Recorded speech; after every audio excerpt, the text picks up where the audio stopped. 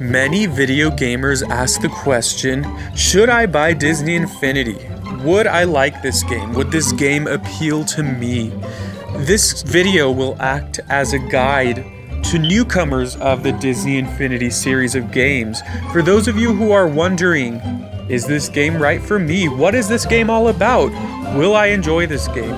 I've seen countless posts online asking these questions, addressing these concerns on Reddit, on Twitter, on Facebook, on multiple different social media outlets. I've seen people question whether or not this game is right for them. And so I decided it might be a good idea as a fan of the series to provide people with the information that I feel is necessary to understand and get into this game.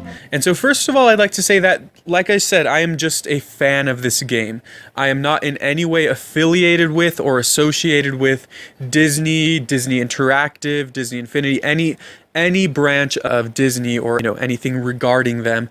I am just someone who's played these games for a couple of years now and feels that I have a pretty good understanding. And like I said, I just wanted to help people out, those of you who are interested in the game. So let's get right into it. Disney Infinity, on a very basic level, it combines really two genres of video games, two genres that I feel are becoming a lot more popular these days.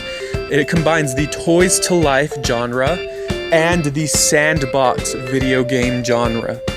And so what these are, toys to life is a genre of games where you purchase figurines, physical figurines, and they act essentially as additional content for your game. So you go to the store, you buy these figurines, and you can put them, once you have the figurine, you can put them on this base that the game comes with, and they are essentially playable now in the game. It essentially unlocks these characters. And so really, you're paying for the unlockability for these characters. You're paying to unlock these characters. If you imagine any other game where you unlock characters, if you can imagine, oh, well, what if I had to pay to unlock those characters? Now, obviously, that does not sound like a very appealing aspect of a game, right? To have to pay $14 for any character you want to unlock. However, what sets it apart for Disney Infinity is that you get these physical figurines, and these figurines really are well crafted. They're very well crafted. They look amazing. It's up to you whether you decide that whether $14 is worth it for these or not. But if you look at just the quality of these figures, they are really well made and they really resemble your favorite characters. And that brings me to my next point about these figures, is the characters that they represent. Disney Infinity has figurines for characters from multiple different Disney, Marvel, and soon-to-be Star Wars movies. And so, if there's a character that you completely love and admire from these franchises, it's really cool to be able to buy a figurine of that character, put it on your desk, and when you play the game, you can put it in the game, and when you're not playing the game, you can leave it there as a decoration. People often like collecting things, and I think these Toys to Life games are great ways for collectors to kind of have something new to collect, really. And so Disney Infinity has characters from so many different movies, from Guardians of the Galaxy, Spider-Man, Toy Story, Monsters, Inc., Frozen, Big Hero 6. The list really goes on and on. And so Disney Infinity 1.0 released in 2013 and was just nothing but Disney characters. There were, I believe, close to 40 different Disney characters that could be playable in the game. For Disney Infinity 2.0, the focus was on Marvel characters. So once again, Spider-Man, Iron Man, Venom, Star-Lord, etc., right? For Disney Infinity 3.0, it's yet to be released, and I will be doing a separate video on Disney Infinity 3.0. This video is more to encompass just Disney Infinity in general, but Star Wars will be the focus for that one. So you have these figurines, what can you do with them? Like I said, you can play them in the game, but what does that entail? What exactly does that mean? Disney Infinity is split into two modes. The first, and I believe the main, most focal mode to the game is the Toybox mode. The Toybox mode is where you can put all of your characters together. Any character you own is playable in the Toybox mode. You really just get to build your own world, build your own levels. There's multiple different pieces within the game for you to build your ultimate experience. And it does take a while to build, and it does take some getting used to, but if you just want to build a world for you to explore, a little house for your character, a jungle, a castle, whatever, if you just want to build simple things like that, you can do that. You can build your own continents and cities and towns, villages, etc.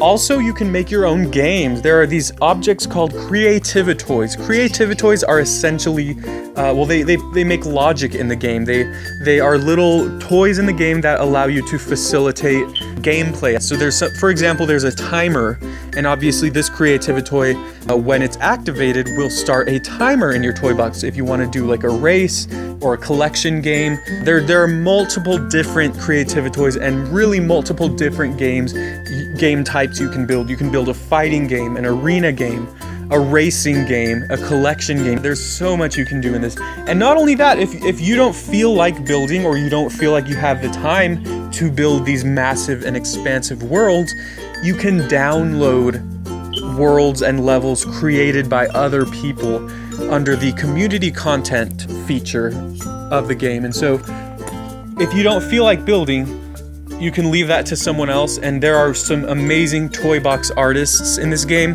that have created just such masterful games and levels. And so the Toybox is really the game's most, like I said, its main mode. Then we have the playsets. The playsets are essentially kind of like little mission-based levels. For example, you have the Avengers playset, and this has a story. They're story-based. It has one unifying story throughout. It has several missions and levels, etc. Just like any old RPG that you would play. It's just similar to that. Each playset offers several hours worth of content. However, the playsets are a little restricted. For the Avengers playset, only characters from the Avengers series are playable. So only Captain America, Hulk, Iron Man. However, you cannot put Woody or Buzz Lightyear in the Avengers playset. No, they are limited. For Disney Infinity 1.0, there was a Cars playset, and only characters from the Cars movies were playable. You could not use Wreck-It Ralph in that game. And so there is not a playset for every single character out there. So for example, characters like Wreck-It Ralph or Maleficent or Merida, they don't have their own playset, unfortunately. So the only way that you can use these figures is in the toy box. But it is worth noting and worth considering that not every single character is playable in every single playset. And that's why, again, the toy box is kind of one of the most fun modes, I think, because the toy box is where all of your characters can play. In the toy box, you can have Venom fighting against Elsa. You can race Mickey Mouse versus Spider-Man if you want. And so that's why, to me, the toy box is such a fun mode. And the playsets are good. The playsets are fun too. And the playsets also unlock content for the toy box. So it's kind of like, if you want everything, if you want to completely 100% complete the game, you will need those playsets. However, the playsets are often sold separately from the game, and that's something that's also worth considering. So not only are the figurines sold separately from the game, you also have certain playsets sold separately from the game, as well as these objects called power discs. And I will get into the power disc explanation very soon, but first, we've talked about figures, let's talk about playsets. So like I said, there are certain playsets for Disney Infinity 1.0, I believe there were 5 playsets. However, these playsets are not compatible in Disney Infinity 2.0. So any playset that's released for any Disney Infinity version of the game is only usable in that particular version. So any playset in Disney Infinity 2.0 is only playable in 2.0. It will not be playable in 1.0 or 3.0 when that comes out, only 2.0. And so that also puts a little bit of restrictions on these playsets. For 1.0, there were 5 playsets. For Disney Infinity 2.0, there were 3 playsets: Guardians of the Galaxy, Spider-Man, and Avengers. And for Disney Infinity 3.0, we are not sure how many. I believe 4 have been announced. But often with the game, when you buy the game, it comes with a playset. And so this is what you absolutely need to play the game. If you want to start playing Disney Infinity, what you need is the game disc or a digital download of the game, as well as a base. The base will come with the game when you buy it at retail. If you buy it used online, you might not get the base, so you want to make sure you have that, because you absolutely need the base to play the game, and you absolutely need at least one character to play the game. So let's talk about power discs now. Power discs are yet another additional form of content that Disney Infinity provides. And power discs, you can put them on the base as well, and they unlock special powers for your characters. They also unlock vehicles, weapons, or specific suits or costumes for your characters. For example, there is a Sandy Claus power disc that changes your Jack Skellington character into a Santa Claus inspired character like from the movie. And so power discs are completely bonus content, just like playsets. Really, all you need for this game is the Toybox, but the playsets and the power discs and the figures are all just completely bonus content. So you do not need any of these power discs. But once again, collectors might appreciate the ability to collect all of these. However, there are many power discs out there. I believe there are probably around 100 or 200. I could be wrong, but there are very many. Not only that, but something that I think a lot of people don't admire about these power discs is that they come in blind packs, which means they come in packs and you do not know which power disc you're getting when you buy it. So if you buy 10 power disc packs, you open all of them, there's a chance you could get repeats of these. And so the more power disc packs you buy, the more likely it is you're going to just keep stacking up those repeats. For example, I have 11 of the Buzz Lightyear power disc from opening multiple power disc packs. And so these are completely bonus content. It is possible to buy these power discs online. If there's a particular one you're looking for, just searching on Amazon or eBay is a good way to find a specific one you are looking for, rather than just going out and buying a bunch of blind packs, because the chances are very low that you're going to find the exact power disc that you're looking for. My second to last point here takes off from what we were talking about as far as buying all these characters, buying all these power discs, buying the playsets. Obviously, this adds up very quickly, with each character at retail costing $14, approximately 14 US dollars, and each power disc pack with 2 power discs in it costing about $5 of US retail, and the playsets cost about $35. Like I said, this can add up very quickly. Just the characters alone. You look at all these characters and there's so many awesome characters. You just want to have them all. But if you try that, you can definitely rack up a large bill very quickly. And so my recommendation for this, and you are actually in luck, because Disney Infinity 3.0 is coming out in a few weeks, it means that 1.0 and 2.0 products are going on sale quite frequently. Really, week by week, I found we have new sales for different components of the Disney Infinity game. One week, maybe the characters will be on sale at a certain retail store. Maybe online they'll be on sale. So it's a good idea to check weekly for those updates. And there's a great user on the Disney Infinity subreddit who posts every week. This person posts the deals, the Disney Infinity deals of the week. And I definitely recommend checking that out for these next few weeks if you feel like you want to get into Disney Infinity before 3.0 comes out. And I would say it's worth it.